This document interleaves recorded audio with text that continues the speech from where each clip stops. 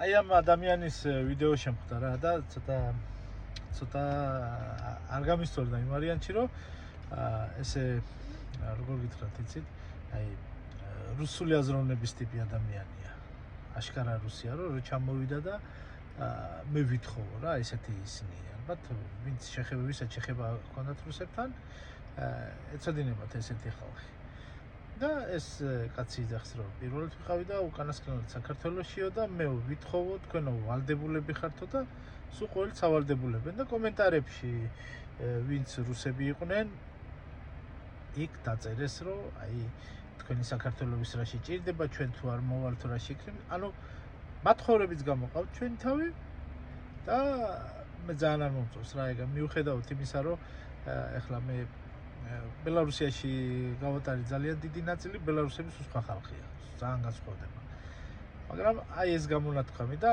ამ ადამიანს მინდა იქნება მიუმართო და ყველა ესეთ ადამიანს მათ ენაზე რომლებიც იძახიან რომ აი რუსულად არ გვილაპარაკებიან და ესე შემდეგ Дорогой человек, я вам скажу, что Грузия всегда есть гостеприимная, но гостеприимная к добрым людям.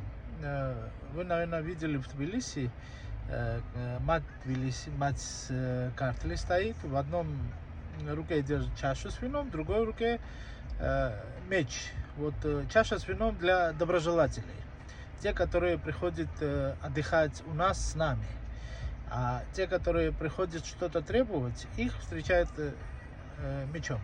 Я уверен, если вы доброжелательно и с добрыми намерениями, не как потребитель, не как вот, как сказать, ну, я видел таких людей, которые обращаются с таким отношением, как будто им все что-то должны.